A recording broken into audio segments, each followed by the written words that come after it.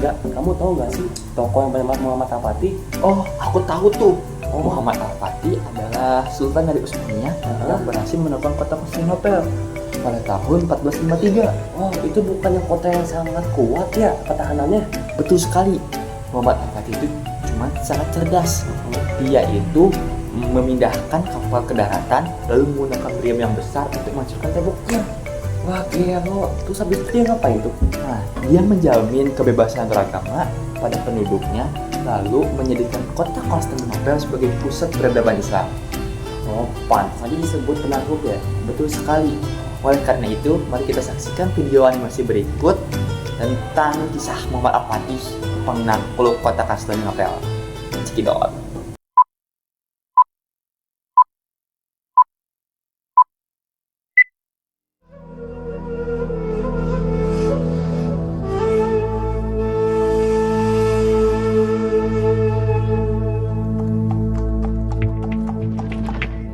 Muhammad Al-Fatih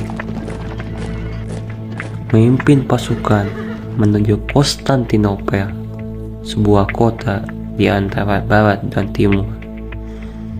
Diperebutkan banyak negara adidaya, berdiri kokoh selama ribuan tahun. Namun di tangan Al-Fatih, pemuda berusia 21 tahun, Konstantinopel berhasil ditaklukkan. Dan kini kita kenal sebagai kota Istanbul, Turki.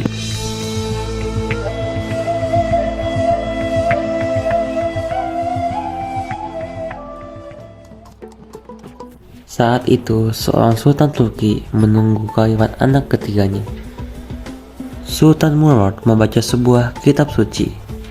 Ketika bacaannya terhenti pada surat Al-Fat yang berarti kemenangan. Lahirlah seorang bayi. Dinamailah dia Muhammad Al-Fatih. Sejak usia 2 tahun, Fatih belajar tentang pemerintahan dan penaklukan Konstantinopel dengan kedua kakaknya.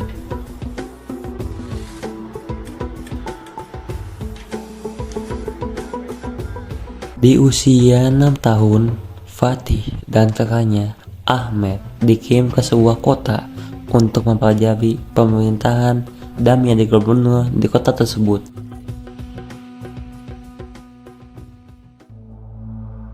Namun, di tahun yang sama, Ahmed meninggal dunia.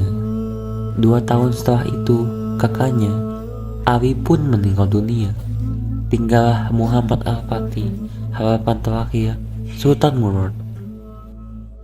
Syekh Al-Qurani dan Al-Syamsuddin, dua guru terhebat di masanya, ditugaskan mendidik dan mengarahkan Al-Fatih. Fatih mempelajari ilmu agama dengan penuh disiplin, mempelajari berbagai ilmu bahasa, kehidupan sosial berbagai suku, mempelajari berbagai ilmu pengetahuan tentang hewan dan tumbuhan.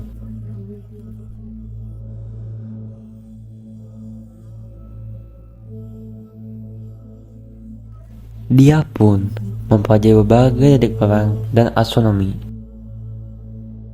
Muhammad Al-Fatih diangkat menjadi sultan di usianya yang 13 tahun karena Sultan Murad ingin memperbanyak ibadahnya.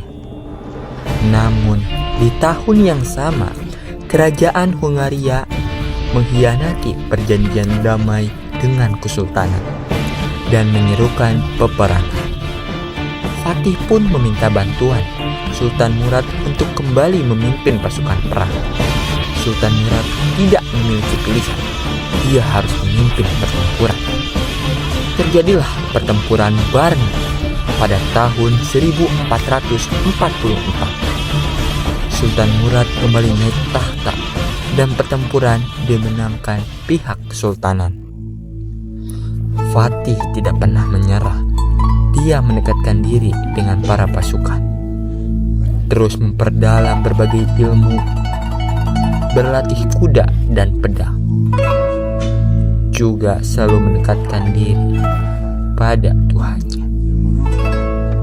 Di usia 17 tahun, Muhammad Al-Fatih menikah dengan wanita pilihannya. Tidak lama kemudian setelah pernikahan itu, sang ibunda wafat dan disusul dengan kematian Sultan Murad. Muhammad Al-Fatih naik tahta menjadi sultan di usianya 19 tahun. Dia bukanlah remaja manja yang hanya mewarisi tahta sang sultan, melainkan pemuda yang tangguh yang penuh dengan persiapan. Dialah Muhammad Al-Fatih, sang penakluk Konstantinopel. Nah, Gimana teman-teman, udah pada tahu belum ceritanya? tentang Muhammad Al-Fatih, sang penakluk kota Konstantinopel. Iya. Sangat keren sekali ya. Keren banget, Oke, betul. sekian dari tugas kami tentang sejarah Islam di dunia. Wassalamualaikum warahmatullahi wabarakatuh. Bye bye.